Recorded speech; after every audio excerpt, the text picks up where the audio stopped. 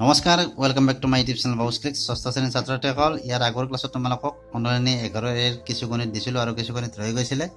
আজি সেই ৰৈ যোৱা গণিতখিনি তোমালোকক দিবলৈ ওলাইছো তো ভিডিওটো ভালদৰে আৰু মনোযোগেৰে চাবা তো আহা আজিৰ ভিডিওটো আমি আৰম্ভ কৰোঁ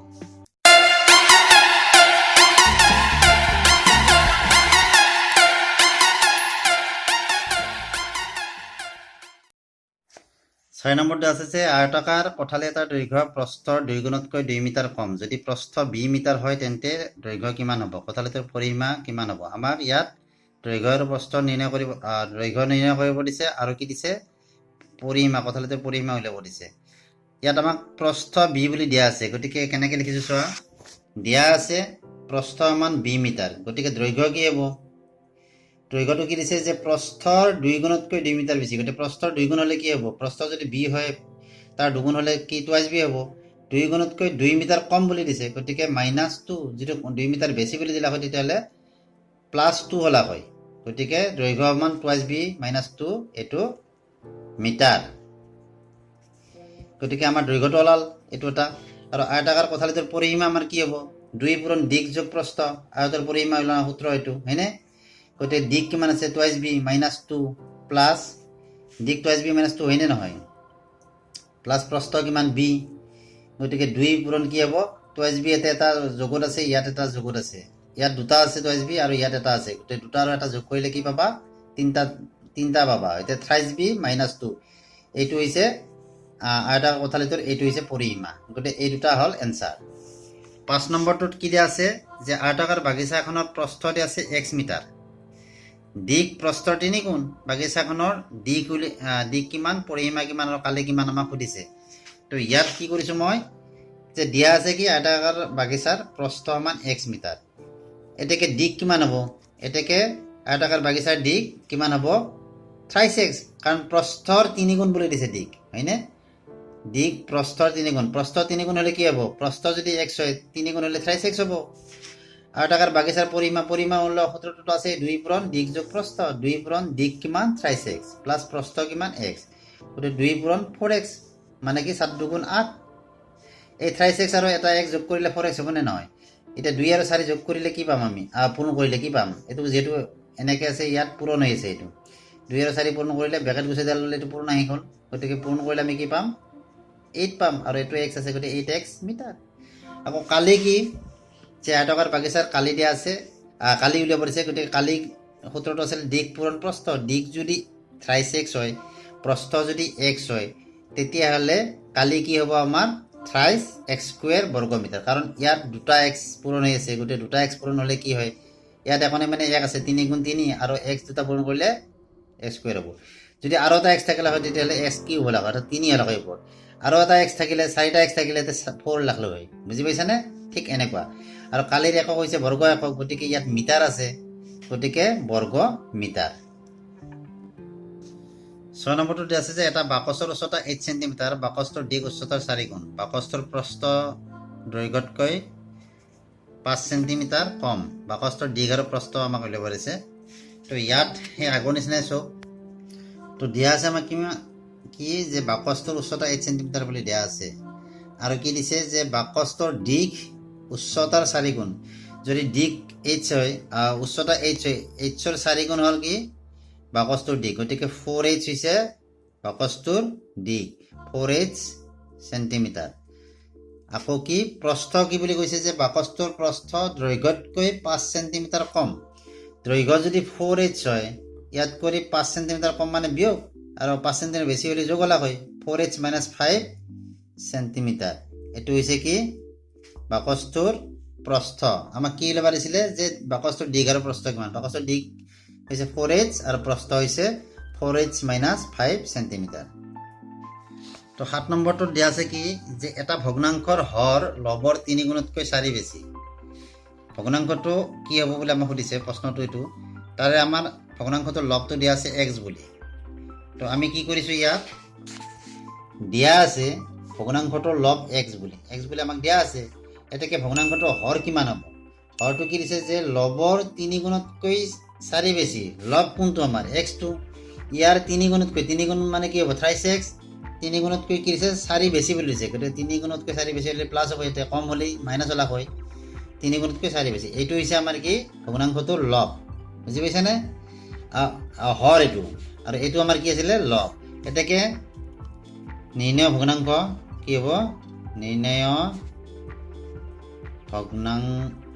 ভগ্নাংশটো কি হ'ব আমাৰ হৰটো সদায় তলত থাকে 3x + 4 আৰু এইটো কি হ'ব ওপৰত x এইটো হৈছে আমাৰ উলিয়াব লগা ভগ্নাংশটো তো 8 নম্বৰটো দিয়া আছে যে দুটা অংক বিশিষ্ট সংখ্যা এটাৰ একক স্থানৰ অংকটো দশক স্থানৰ অংকতকৈ 6 বেছি যদি দশক স্থানৰ অংকটো y হয় তেন্তে সংখ্যাটো কি আমাৰ সংখ্যাটো এটা ইংগিত দি দিছে আমাৰ দুটা অংক বিশিষ্ট সংখ্যা কি হয় 10x + y হয় আসলতে বা 10y + y 10 * দশক স্থানৰ অংক প্লাছ একক স্থানৰ অংক বুজি পাইছানে এতিয়া ইয়াত আমাক এটা বস্তু দিছে যে দশক স্থানৰ অংকটো আমাক দিয়া আছে y বুলি গতিকে আমি কেনেকৈ লিখিছো যে দিয়া আছে দশক স্থানৰ অংকটো y এতেকে একক স্থানৰ অংকটো কি হ'ব ইয়াত কি দিছে যে দুটা অংক বিশিষ্ট সংখ্যা এটাৰ একক স্থানৰ অংকটো দশক স্থানৰ অংকতকৈ অৰ্থাৎ y কৰি 6 বেছি এটুত কৰি 6 বেছি গতিকে একক স্থানৰ অংকটো আমাৰ কি হ'ব y + 6 এতেকে নিৰ্ণয় সংখ্যাটো আমাৰ কি হ'ব নিৰ্ণয় সংখ্যাটো হ'ব 10 ইনটু এটো কি আমাৰ দশক স্থানৰ অংক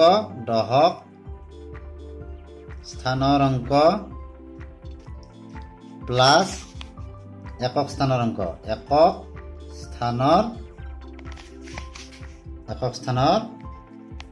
অংক বুজি পাইছানে এইটো একক স্থানৰ অংক দেই তো ইয়াত কি হ'ব চাবা 10 ইনটু দশক স্থানৰ অংক আমাৰ কি আছে y 10 ইনটু y প্লাস কি আছে একক স্থানৰ অংক আমাৰ কি আছে y + 6 তো 10y + y + 6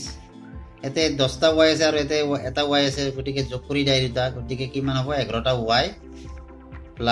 6 অৰ্থাৎ 11y + 6 এটো হৈছে নিৰ্ণয় সংখ্যাটো ইয়াত কি দিছে 9 নম্বৰ যে মৌচুমীৰ বৰ্তমান বয়স m বছৰ মৌচুমী নামৰ এটা ছোৱালীৰ বৰ্তমান বয়স m বছৰ বুলি দিছে তো 4 বছৰ পিছত মৌচুমীৰ বয়স কিমান হ'ব 4 বছৰ পিছত মৌচুমীৰ বয়স যদি বৰ্তমান বয়স তাইৰ m বছৰ হয় তেতিয়া 4 বছৰ পিছত মৌচুমীৰ বয়স কি হ'ব m + 4 হয়নে বুজি পাইছানে বৰ্তমান বয়সৰ লগত তুমি 4 বছৰটো যোগ দিব লাগে আজিৰ তাৰিখত যদি তোমাৰ বয়স 2 বছৰ হয় তেতিয়া 4 বছৰ পিছত তোমাৰ বয়স কিমান হ'ব 2 + 4 সমান 6 বছৰ হ'বনে নহয় গতিকে সেই 2 বছৰটো ধৰা m গতিকে m ৰ লগত 4 বছৰটো আমি যোগ দিব লাগিব গতিকে কি হ'ব এটো মৌচুমীৰ 4 বছৰ পিছত বয়স কিমান হ'ব m + 4